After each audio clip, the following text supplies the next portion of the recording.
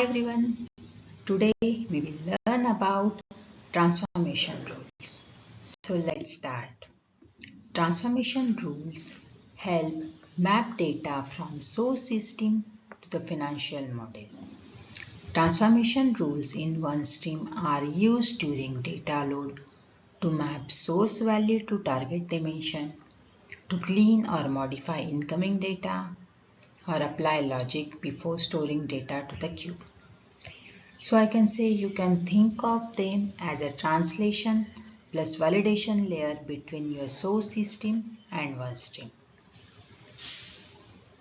They are used to ensure that your data goes to right place, and they define how source metadata and data should be mapped and validated. Now you have source accounts as account X, Y, Z, target dimension as account 1, 2, 3. So for that you need transformation rules like this. Your account X should map to account 1, Y should map to 2 and Z should map to 3. So that way your data should be mapped to correct accounts. Now, mapping types. Mapping types allow the data to be mapped in different ways with the possibility of using conditional rules, wildcards, range and etc. So here you can see we have transformation rule types, and I have given their example or applications like how they are used. And the most important thing is the processing order. You need to consider the processing order when you use different types of transformation rules in your application. So let's see one by one. One-to-one transformation mapping rule. So one-to-one mapping allows one source dimension member to be mapped or transformed to one target dimension member explicitly. Here we are not using any member script. So you can see here these are the source account, like source dimension, and these are the target dimension. But if you see in mapping, we are mapping this first account to different target accounts. And that's what you can see here. So in one-to-one, this is explicit mapping. The second one is composite mapping. Composite mapping is a way to do map conditionally. Dimensional tags may be used to include another dimension in the evaluation. The asterisk character is used to represent any number of characters, and the question mark character acts as a placeholder for a single character. These things should be keep in mind when you just use these wildcards. So here in this example, account starting with 199 and which is having entity as a Texas will be mapped to any of the target. Here we haven't decided any target. We are just saying that account with the entity we are using for the source dimension. Now here we have another 3 examples here. So let's start from the first one. E hash whatever entity is there. We haven't mentioned any entity. And for account we have mentioned that account start with H, and here there are 3 question mark. That means account that start with H and have 4 or fewer characters. These 4 or fewer characters will be mapped to the target value which we will give. Similarly here account starting with H having 5 or fewer characters will be mapped to target value. And in the third one, account starting with H and have 10 or fewer characters will be mapped to their target value or will be bypassed. So now here the main thing is that you need to consider the order, because here we have some overlap, right? So in composite mapping It stops processing when record meets the criteria. So if the record meets the criteria for more than one rule, we need to set order to ensure they are mapped correctly. So first, the records for the here you can see the records for the head account will map to this one. Then the record for the heads, which is having 5 characters, will be mapped to this one. And the last record for the head count account will be bypassed like this one. So here we need to make sure that we are mentioning order here. Okay, so otherwise what will happen? The record for head, like suppose we are not mentioning, so it will have a multiple overlapping rules and it will be mapped to the first rule which will appear. So we need to take care of order. Next mapping type is range. A range mapping gives the upper limit and the lower limit of a range. Any member that falls within this range will be mapped to the corresponding target member. Range rules do not stop processing when record meets the criteria. If the range overlaps and member falls within the multiple ranges, that member will be mapped only to the final range that is processed. So for a member in a multiple ranges, set the order so that last rule run is applied. So now here you can see if source account starting with this one, like this range, we need to map to account 12K. So how we need to enter is this one with the tilde separator. And then for the target account, you need to give this account. So that way whichever account will fall within this range will be mapped to account 12,000. Now next one is the list mapping. List mapping allows the user to create a delimited list of members that all map to the same target. So here for all these 3 accounts we need to map to one target account. So how we will enter is like this way. We will make a list of these accounts and we will use separator as this semicolon. And in the target you can mention this target account. Next mapping type is mask. Wildcards are used in the mask mappings. The wildcard characters for these mappings are asterisk and question mark. The asterisk character is used to represent any number of characters. Like here you can see 27 star would capture 270, 2709 or whatever multiple numbers between this starting with 27. But the question mark character acts as a placeholder for a single character. So this would capture only this number but not these numbers which are having more number of characters.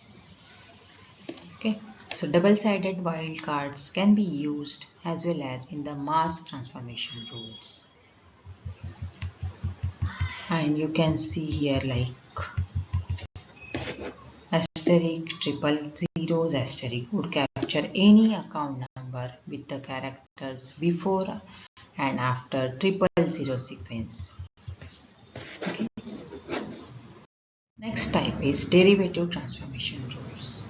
So now derivative rules apply logic to stage data and generate additional records in the stage environment. So derivative rules types include source derivative rules and target derivative rules, as you can see here. Okay, it allows application of logic and maths to source and target data. So source derivative rules are created to apply logic defined by the inbound source data in the stage environment. And this will create new members as a data records which are stored in the stage area and which will be mapped to the cube or a temporary member. The second one is a target derivative rules.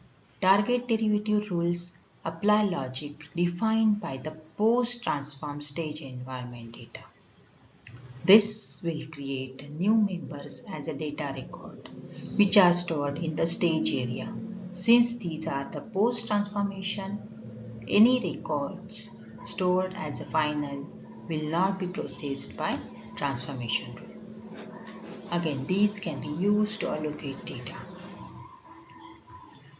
Here you can see stage rows are 900 and then derivative rules created this 5 extra one so that our total mappable rows are 905. So there are different types of derivatives like interim, final, and then for checking they are used. We can also map members to bypass if they are not supposed to be loaded to cube. Derivative check rules. These can be used to fail at the transformation step in a workflow for a simple confirmations before load. For example, add up range of accounts to ensure they balance to 0. So you can refer this one. This is range of accounts and we need to check if they balance to 0 or not. Or here you can say here we are checking it's less than 0, greater than 0. If it's less than 100, greater than 100. So if you see here, we are passing it if this condition is satisfying. We are failing it if this condition is getting satisfied. Moving to the next slide. Now we have seen types of derivative rules. So here you can see like final, interim, and then interim excluding calc, interim. So basically this final one you can see like account that start with this 11 aggregates to the new account called cash and it is stored in the stage environment. Now next one is the interim one. Here account starting with this 12 aggregates to new account which is called AR but it is not stored. Now interim but exclude calc. Now here you can see a derivative account cash is excluded. The cash no calc interim account, this one, is created as an aggregate of account these but it is not stored. The next one is interim. Two accounts, these one 1310-000, cash aggregate to the equal to new derivative account called cash include calc because calc is included here. The use of semicolon is done here as a list separator. So accordingly you can use the derivative rules. Now we can see transformation rules library. All the transformation rules are stored in the specific dimensions like you can see here. You can see rule groups and here you can see all the dimension under which each dimensions are having their specific transformation rules. Now rules, groups, transformation rules, groups and profiles.